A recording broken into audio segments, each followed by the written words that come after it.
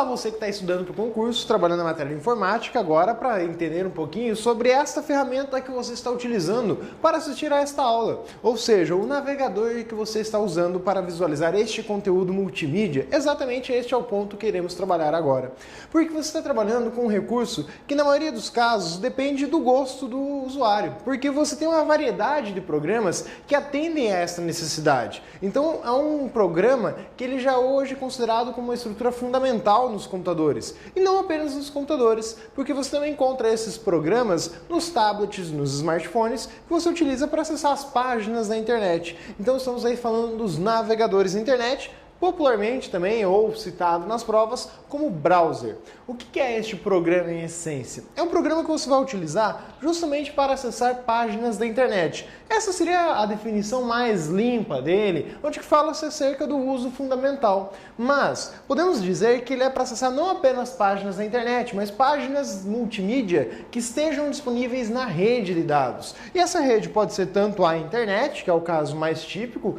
principalmente para nós, usuários domésticos, mas também podemos acessar páginas da intranet. Não há diferenças. O tipo de rede não interessa. É um conteúdo multimídia, é uma estrutura de imagens, textos, vídeos que eu posso acessar por meio dele. Não interessa se está na internet ou na intranet. Ele é a ferramenta que será utilizada para isso. Então você está fazendo uso aí de um mecanismo que tem a responsabilidade de traduzir.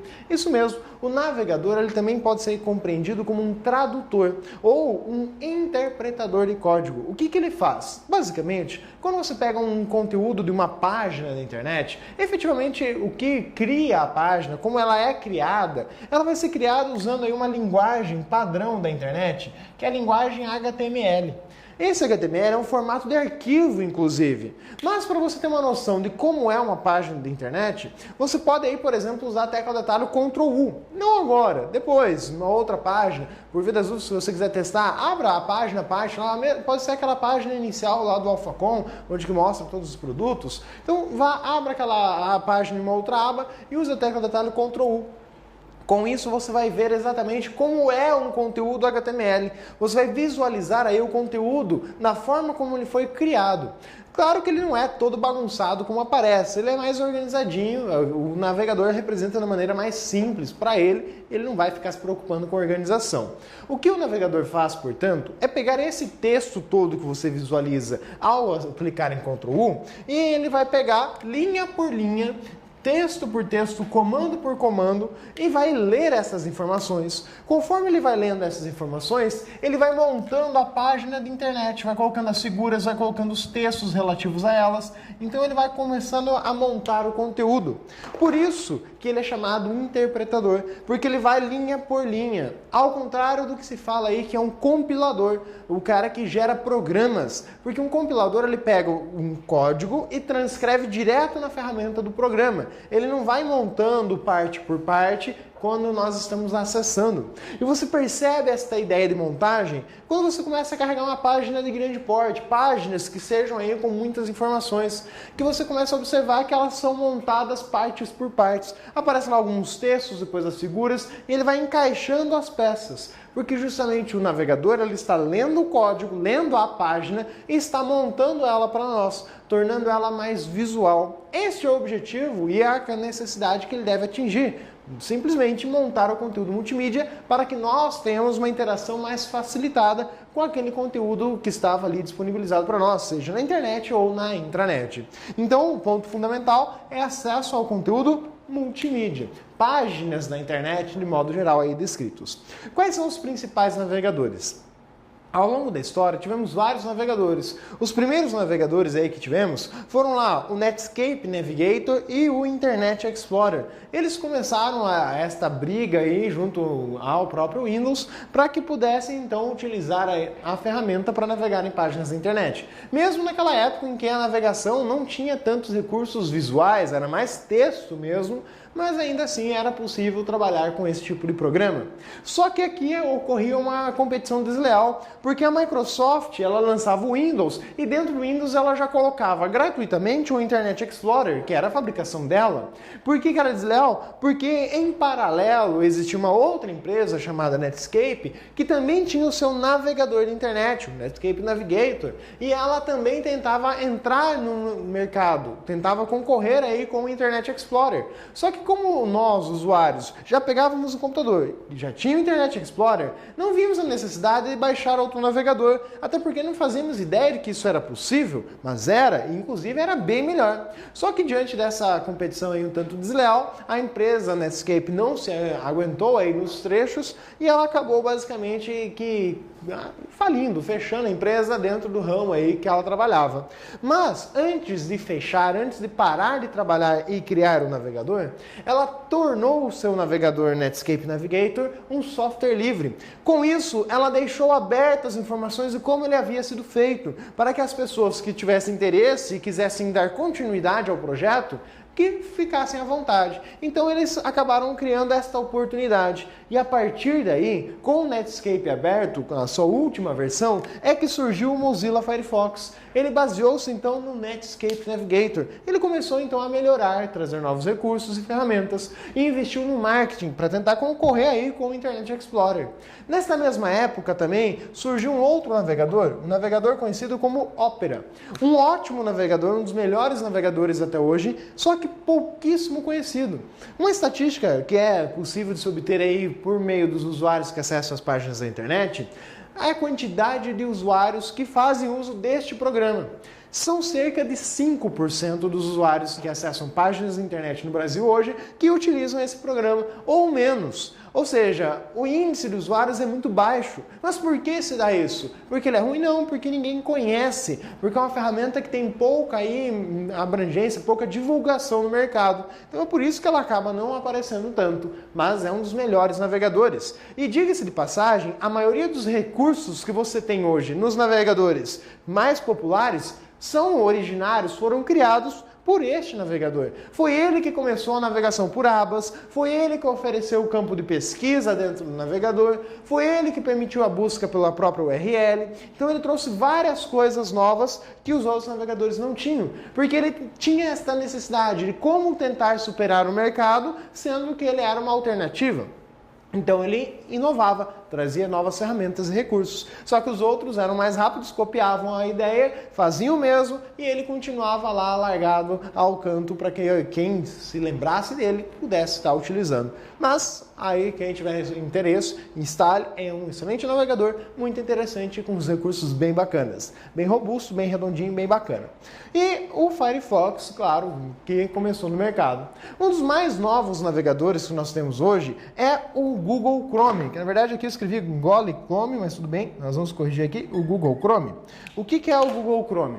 O Google Chrome é um navegador aí que tem pouco tempo no mercado e neste pouco tempo no mercado já lançou inúmeras versões e além de ter lançado inúmeras versões, ele conseguiu algo que nenhum dos outros navegadores havia conseguido até então, superar rapidamente o Internet Explorer em termos de quantidades de usuário, mas por um fator simples, a forma de entrar no mercado, a divulgação do navegador. É isso que o tornou aí esta ferramenta tão acessível para nós hoje.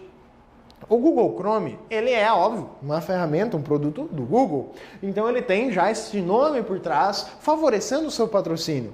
Mas o Internet Explorer, no começo, ele tinha aí a ideia de divisão do mercado. O próprio Firefox conseguiu dividir no máximo 27% do mercado com o Internet Explorer. Hoje, já é bem ao contrário. O Google Chrome, ele já tem aí quase 50% do mercado. Ou seja, 50% das pessoas que acessam a internet hoje, a maioria delas, mais do que 50%, já pode-se dizer, usa o Google Chrome. Acredito eu que você esteja usando neste exato momento o Google Chrome. Então por que ocorre isso? Por conta que você instalou ele por alguma indução de alguém, ou sugestão, ou por simplesmente o acaso. Você foi lá, baixou alguma coisa na internet e de repente ele estava instalado no seu computador. Exatamente, e isso acabou contribuindo então para a ascensão deste programa. Hoje, em termos de ranking, o Google Chrome é o mais utilizado, seguido aí por uma fatia do mercado dividida meio a meio pelo Mozilla Firefox e Internet Explorer. Cada um pega exatamente aí 27%, 25% do mercado. enquanto que o Opera está lá, coitado, sofrendo com quase nada.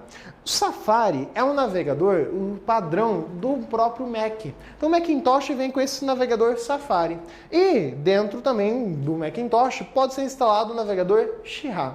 Então são vários navegadores aí, nomes que são utilizados. Agora cuidado, pode aparecer na prova apenas a palavra Firefox, remetendo-se ao Mozilla Firefox, como também pode aparecer apenas a palavra Mozilla, que também remete-se ao navegador. Então Mozilla ou Mozilla Firefox ou Firefox é tudo a mesma coisa.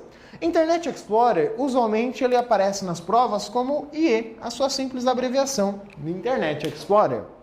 Google Chrome tem um certo cuidado. Se aparecer só Google, está remetendo-se ao navegador, ou motor de busca. Se aparecer só Chrome, aí pode ser aceito como o programa de navegação de internet.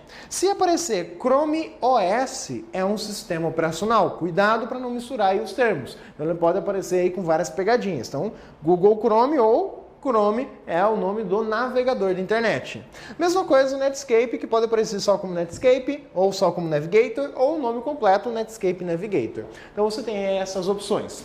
A princípio, aos olhos de quem já é da área de tecnologia e informação, principalmente os usuários mais avançados, o Internet Explorer só tem uma utilidade. Ele só serve para baixar outro navegador. Pronto, aí você vai utilizar um navegador mais decente no seu computador. Essa é a fundamental importância que ele tem aí dentro do uso, porque você percebe aí a quantidade de usuários que já utiliza do outro. No entanto, as questões de provas ainda colocam muito a respeito do próprio Internet Explorer, do seu modo de uso, ferramentas, porque ele é padrão, ele já está no Windows. No contrário, ela tem que ir lá e colocar também no edital os outros navegadores. E o problema é as versões. Isso é um dos fatores que recorre aí ao Internet Explorer como algo que sempre aparece nas provas com maior ênfase.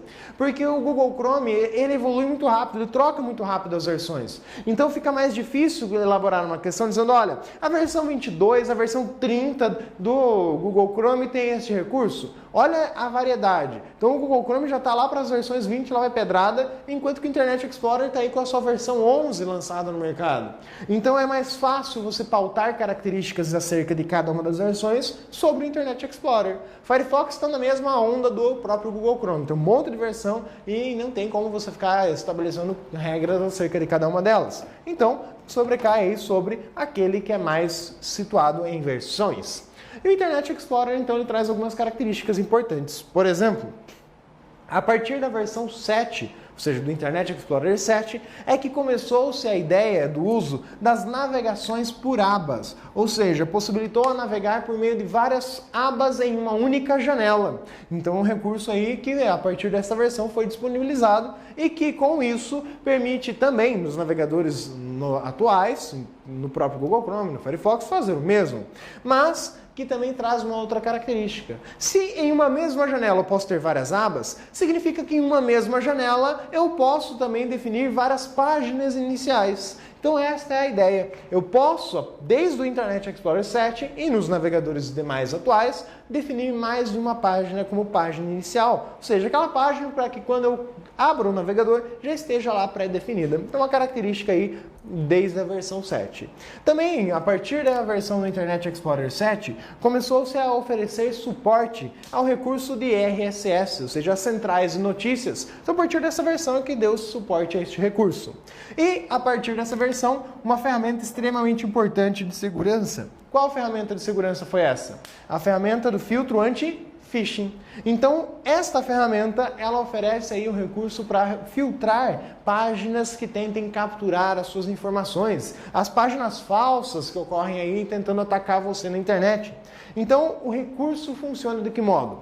Ele basicamente vai olhar se o site que você está acessando, o endereço dele consta em uma lista que a própria Microsoft armazena em um dos seus servidores, e o navegador vai lá e compara, verificando então se aquela página que você está ou se ela tem algum link que leve para alguma possível página falsa. E se ocorrer isso, ela vai acusar, vai bloquear aí para que você não acesse diretamente essa página e que você então defina se realmente quer acessar mesmo correndo risco ou não.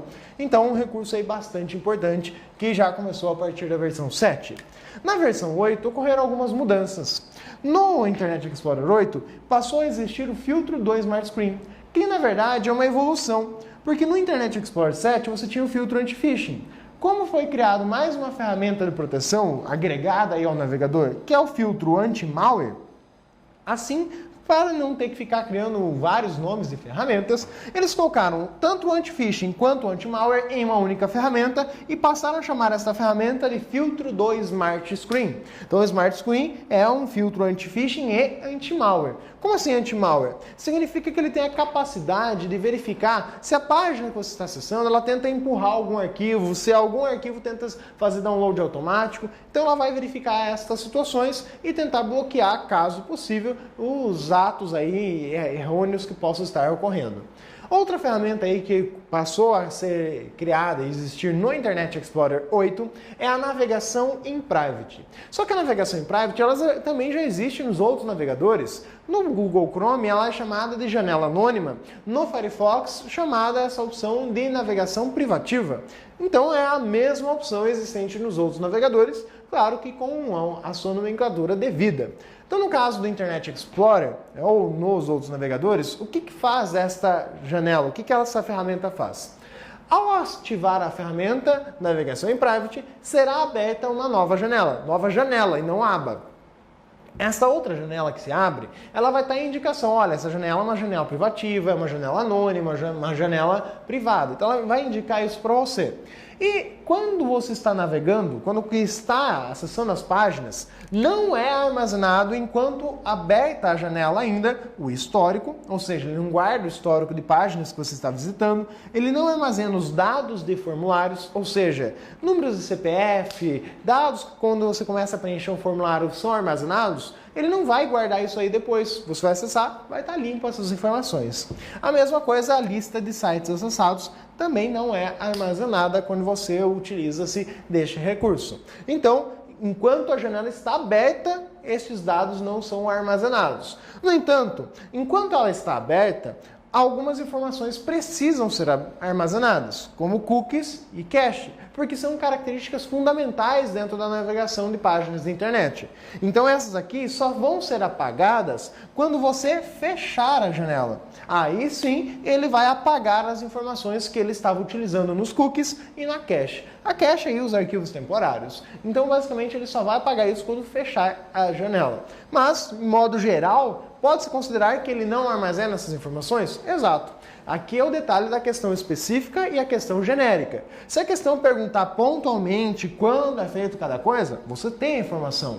Mas se ela vier apenas dizendo, olha, ao utilizar a navegação privativa, não são armazenados os dados de histórico, dados da cache, dados dos cookies, certo. Se ele vier nessa forma mais sutil, mais superficial, tranquilo. Agora se ele falar, olha, em que momento cada coisa não ocorre, beleza, aí você vai ter que entrar neste nível de especificidade. Muito cuidado, então, com esses detalhes, análise do contexto da questão efetivamente. Mas um recurso também existe aí dentro do Internet Explorer 8, o recurso da filtragem em private. A filtragem em private, ela tem o objetivo de tentar proteger você contra aqueles sites que ficam te monitorando. Porque quando você acessa páginas da internet, algumas páginas elas observam quais foram as outras páginas que você visitou, o que você olhou naquelas páginas, para tentar utilizar isso a favor delas em relação a você. Acredito eu que você já deva ter passado por várias situações similares. Por exemplo, você já deve ter acessado páginas como Netshoes, como Passarela, páginas aí de compra na China. Então você já deve ter acessado essas páginas. E o mais engraçado é que depois que você acessou essa página, exemplo aí, pegou lá na Passarela, ou Netshoes e olhou algum calçado, você foi para uma outra página que não tinha nada a ver com a coisa e estava lá a mesma propaganda daquele site que você acabava de visitar. Ou seja, em outro site de concurso estava lá uma propaganda de calçado. E o detalhe, se você fosse observar, é que o mesmo calçado que você havia olhado, ele mostrava exatamente o mesmo. Como é que ele sabe daquilo? Como é que ele sabe o que você visitou? Como que ele tem todas essas informações? Claro, aí tem dois procedimentos. Um deles pode ter sido gerado por um site que ficou te monitorando e acabou repassando essas informações para terceiros.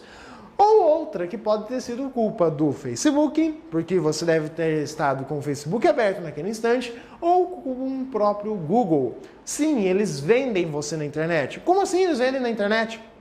Quando você vai lá e assina os termos do Google, do Facebook, você leu o contrato, obviamente, uma vez que você assinou e disse que leu e concordava com os termos. Beleza, eu sei que você não leu bulhufas, porque isso dali está entre uma das 4 maiores mentiras da internet. Li e concordo com os termos acima. Você simplesmente clicou lá e clicou em próximo, concorda e está valendo. Só que a partir do momento que você está usando uma ferramenta que tinha seus direitos, seus dados ali de uso em contrato, você está de acordo com eles. Então, se a ferramenta diz lá no seu contrato que ela, porventura, vai usar os seus dados para comércio eletrônico, vai te vender na internet, basicamente, você está usando a ferramenta, você está de acordo com isso. Se você não quer ser comercializado, simplesmente não utilize a ferramenta mais. Então, este é um cuidado que deve ser tomado. Analisar o que você realmente está fazendo.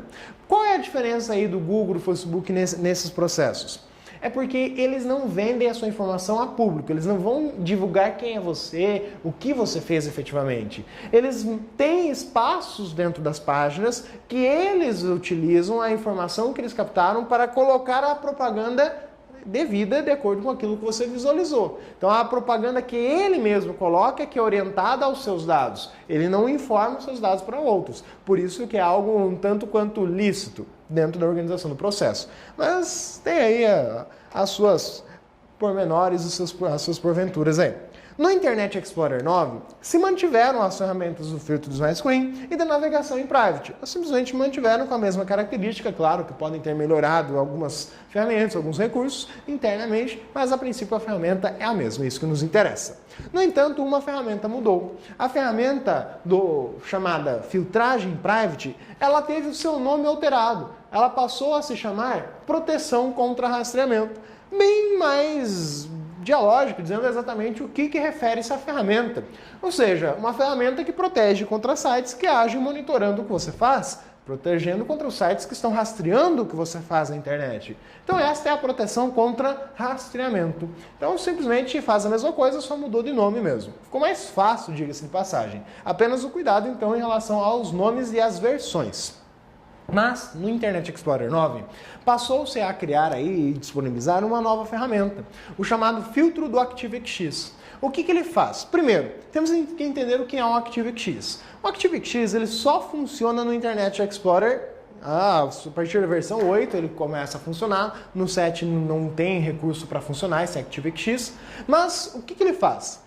Esse recurso não funciona nos outros navegadores, bem aqui como apontado. Ele simplesmente tem o objetivo de otimizar o uso de alguns recursos do computador. Ao invés de ficar ocupando um monte de memória por parte do navegador, para que ele consiga exibir algum vídeo da internet e tudo mais, o ActiveX ele vai usar as ferramentas internas do Windows, como o próprio Windows Media Player, para que a ferramenta do Windows Media Player é que reproduza o vídeo que você está acessando na página da internet, assim economizando e tornando mais rápido e dinâmico ao uso da ferramenta. Mas, ao usar este recurso, é permitido então que um site controle o seu computador. Sim, por meio dos recursos do ActiveX, o site passa a ter a opção de controlar algumas ferramentas e recursos do seu computador.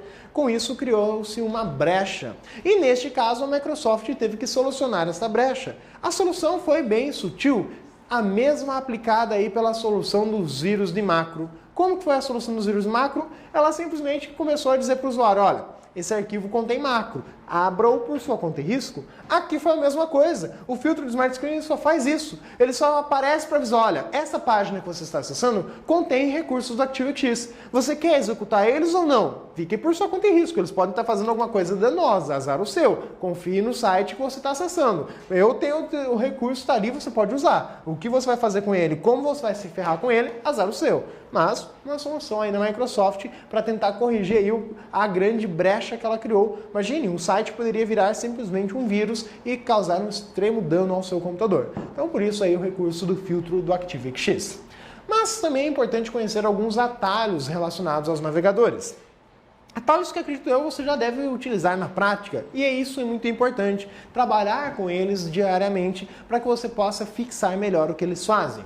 Por padrão aí, a tecla de atalho Ctrl T nos navegadores, aí, nos 3 grandes navegadores, ela vai abrir uma nova aba na mesma janela em exibição. Ctrl N abre uma nova janela, ou seja, uma nova aba em uma nova janela individualmente.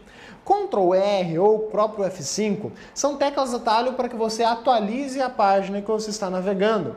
Lembrando que existe aí a opção do Shift F5 ou Ctrl F5, depende do navegador que você estiver utilizando, ou Ctrl Shift R, utilizadas para atualizar a página e limpar a cache ao mesmo tempo. Ou seja, ele apaga a cache e atualiza a página na sequência. É um recurso aí muito importante no dia a dia, quando as páginas começam a travar e outras coisas mais. Ctrl F é uma ferramenta que muitas vezes cai como pegadinha. O Ctrl F ele é uma busca interna, para que você busque alguma palavra, alguns termos, mas na página que está aberta. Ele não vai pesquisar na internet, vai pesquisar naquela página, no que você está visualizando. É isso que ele vai mostrar para você como ferramenta. E essa busca ela funciona na ideia de incrementar a busca. Como? É a ideia de que você, conforme vai digitando, vai filtrando as palavras. E ele vai destacando essas palavras em meio ao texto da página que você está visualizando. Na página que está sendo visualizada. Outras teclas atalho relativas à ferramenta aí navegação em private ou modo privativo ou janela anônima. É a tecla de atalho, a combinação Ctrl Shift P. Essa combinação ela funciona no Internet Explorer e no Firefox com o objetivo de abrir essa janela privativa. Já no caso do Google Chrome, a combinação é Ctrl Shift N, uma vez que no Google Chrome você fala em uso de janela anônima. Então o Nzinho da janela anônima vinculado aí à tecla de atalho para que possa ser utilizado então essa nova janela para apagar os dados de navegação. Cuidado com isso daí.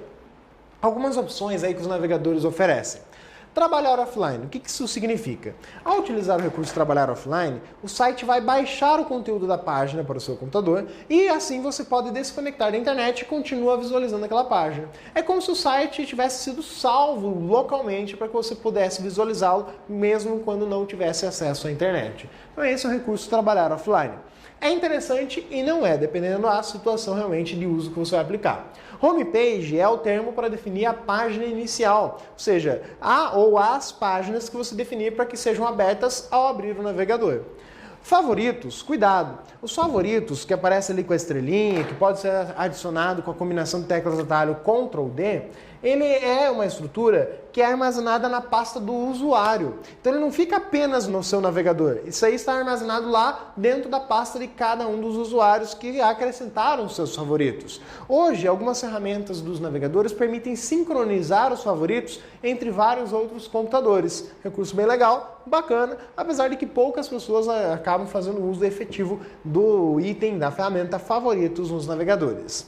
Outra ferramenta aí é o bloqueador de pop-ups, forte candidato a questões de prova. Primeiro, entender o que é um pop-up. Um pop-up nada mais é do que uma janela que abre automaticamente quando você está acessando alguma página na internet, em decorrência de clicar em alguma coisa, passar o mouse sobre alguma ferramenta ou simplesmente de abrir a página.